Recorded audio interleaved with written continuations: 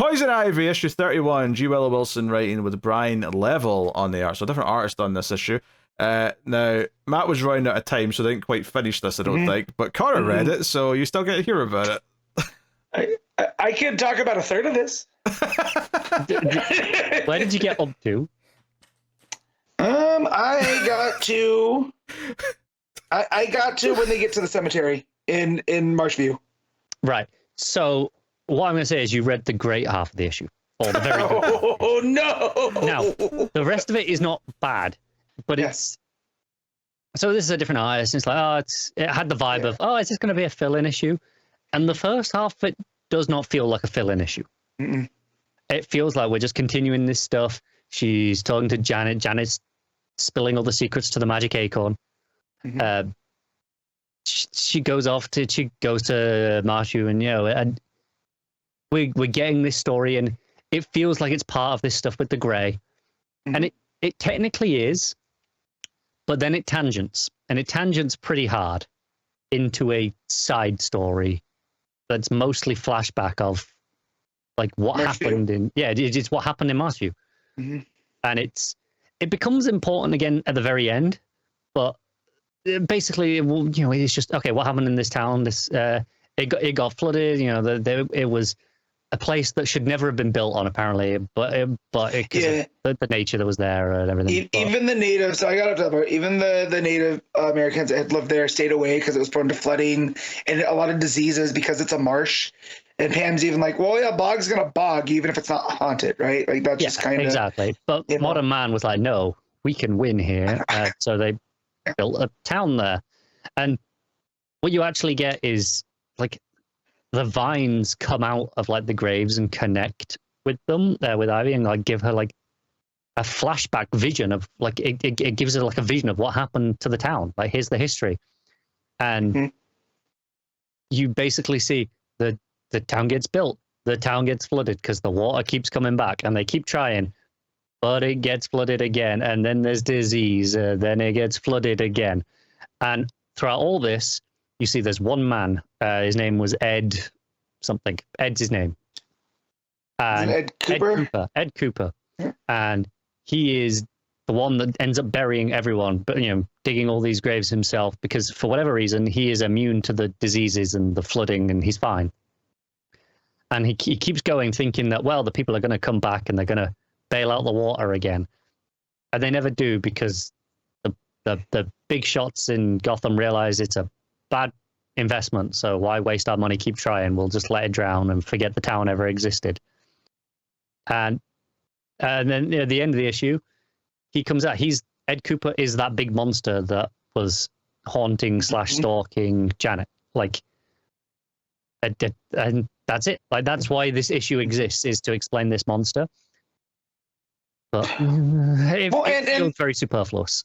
And the history of the town being what it is, right? Because the whole idea is that the green and the gray combined. They want to broker a peace, but not really. So Xylon, who's the avatar of the gray, wants one, but it seems like there's a few in the green that don't, right? The green wants to take dominance. Yes. Right. It's like the point of this place is it'll be like a neutral ground at the end. Right. It'll be for it all.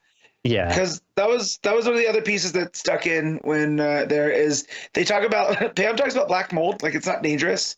She's like, well, there's no actual scientific stuff that black mold is. It's unless you're highly allergic. It's living within capitalism, and then we see the downfall of this town that we kept fighting nature, right? Yeah, and it's almost as if Ed Cooper, again, having not read the back 2/3, but just skimming through them and listening to Connor, seems like that's what Ed Cooper is representative of, right? That he's not entirely actually dangerous. He's just kind of a victim of his circumstances. Yeah, but there's also a little bit where I think it's trying to also at the same time say Pam's right in that it is this capitalist society, because the whole point is we can just outspend and outbuild nature. Right. It's fine. And they can't, right? It is ultimately what it comes down to. Right, but it eventually claims him anyways. Yeah. And now he's here still haunting the town, which, and the fact that he looks like he's made up of a bunch of bodies and whatnot too, makes me wonder if this is some, like if the mold's its own avatar, right? Like it's this is why the Green and the Grain needed a truce, is because of this town. Yes. Right. This is what's upsetting everything, and he's just of that. So, but yeah, the stuff with Janet I thoroughly enjoyed at the beginning, and she always cracks me up. She's become one of my favorite characters. Oh yeah, she's great. And her caginess dealing with the magic acorn from the Bog Witch or whatever her name is, the Bog Venus.